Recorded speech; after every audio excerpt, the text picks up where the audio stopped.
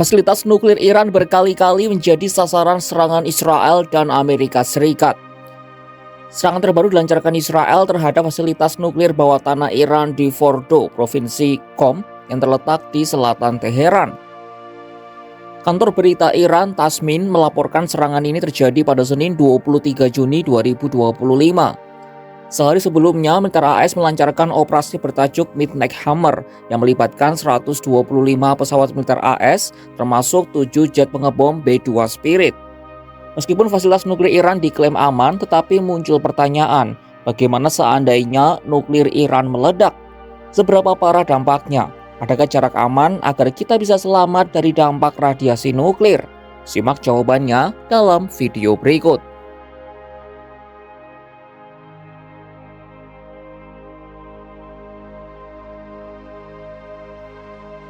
Kalau berbicara soal bom nuklir, tentu tidak bisa kita lepaskan dari tragedi Hiroshima dan Nagasaki. Bulan Juli 2025 mendatang, dunia akan mengenang 80 tahun tragedi tersebut terjadi. Dua kota di Jepang itu menjadi saksi bisu dahsyatnya kekuatan bom atom yang menewaskan lebih dari 200.000 orang hanya dalam hitungan bulan. Sampai video ini dibuat, kedua peristiwa itu masih menjadi satu-satunya penggunaan senjata nuklir dalam perang. Tentu kita berharap perang nuklir tidak pernah terjadi lagi. Namun ancaman tidak sepenuhnya hilang. Tahun 2025 ini saja diperkirakan masih ada lebih dari 12.200 hulu ledak nuklir yang tersebar di seluruh dunia. Jika perang nuklir pada akhirnya benar-benar terjadi, seberapa besar peluang kita untuk bertahan hidup? Untuk menjawab pertanyaan ini, kita bisa merujuk pada video edukatif yang dibuat oleh Asap Science. Para ilmuwan coba mengulas secara ilmiah apa yang terjadi ketika sebuah bom nuklir diledakkan dan kemungkinan orang bisa selamat. Meski begitu, perlu dicatat tak ada cara pasti untuk memprediksi dampak ledakan nuklir. Banyak faktor yang mempengaruhi, seperti cuaca, waktu ledakan, kondisi geografis, dan ledakan bom di udara atau di permukaan tanah. Kita mulai pembahasan dari serangan pertama yang akan terjadi begitu bom nuklir diledakkan, yakni kilatan cahaya dan gelombang panas. Jadi begini, sebanyak 35% energi dari ledakan nuklir akan berubah menjadi radiasi termal alias gelombang panas. Radiasi ini merambat hampir secepat cahaya. Kamu akan merasakan kilatan cahaya yang menyilaukan dan gelombang panas ekstrim. Dalam sebuah simulasi yang dilakukan jika ada bom berkekuatan 1 megaton atau 80 kali lebih kuat dari bom Hiroshima, maka rincian dampaknya adalah sebagai berikut. Jika kamu berada sangat dekat dengan pusat ledakan, tak ada kesempatan untuk selamat. Suhu inti bom bisa mencapai 100 juta derajat Celcius, 5 kali lebih panas daripada inti matahari, dan mampu langsung menguapkan tubuh manusia menjadi karbon hanya dalam hitungan detik. Dalam radius 8 km, kamu akan mengalami luka bakar derajat 3 yang merusak jaringan kulit. Jika luka ini mengenai lebih dari 24% bagian tubuh kamu dan tidak ditangani segera, maka nyawa kamu bisa melayang. Kalau berada dalam radius 11 km, kamu berpotensi terkena luka bakar derajat 1. Dalam radius 21 km, orang bisa mengalami kebutaan sementara di siang hari.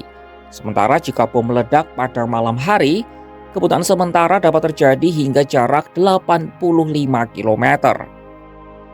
Kengerian senjata nuklir bukan cuma soal gelombang panas, tapi juga gelombang kejut dan hembusan angin super cepat. Gelombang ini cukup untuk meruntuhkan bangunan dan menghancurkan apapun di dekatnya. Untuk tahu seberapa mengerikan gelombang kejut, coba bayangkan. Dalam radius 1 km, angin berembus hingga kecepatan 756 km per jam. Itu bahkan 200 km lebih cepat dari tornado Tri-State, tornado paling dahsyat yang pernah menerjang Amerika Serikat. Dalam radius 6 km, kecepatan angin mencapai 255 km per jam. Secara teknis, manusia bisa menahan tekanan itu. Namun sebagian besar korban akan meninggal karena tertimpa bangunan yang ambruk atau terbakar. Jika seseorang berhasil selamat dari gelombang panas dan gelombang kejut, apakah sudah bisa dipastikan selamat? Sayangnya tidak. Ada satu ancaman lagi yang lebih senyap, yakni radiasi nuklir. Bom atom di Hiroshima dan Nagasaki diledakkan di udara.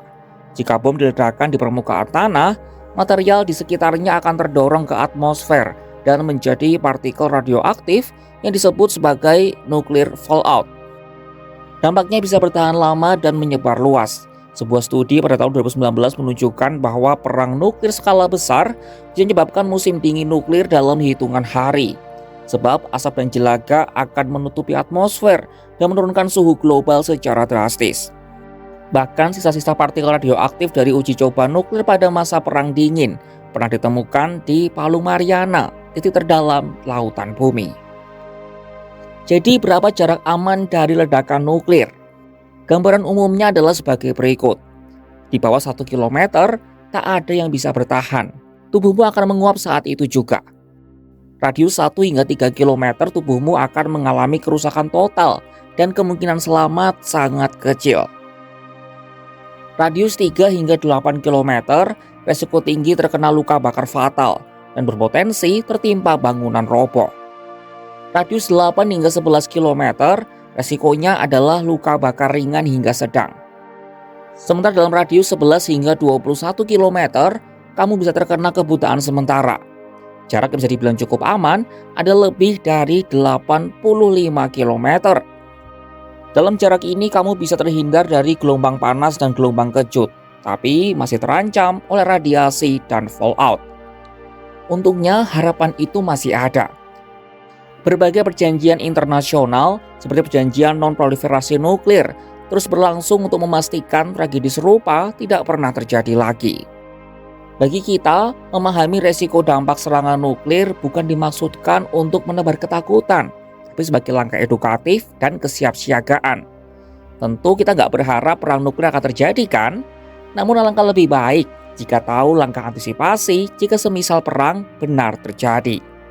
Saksikan kabar terkini dari dalam dan luar negeri hanya di kanal YouTube Kompas.com.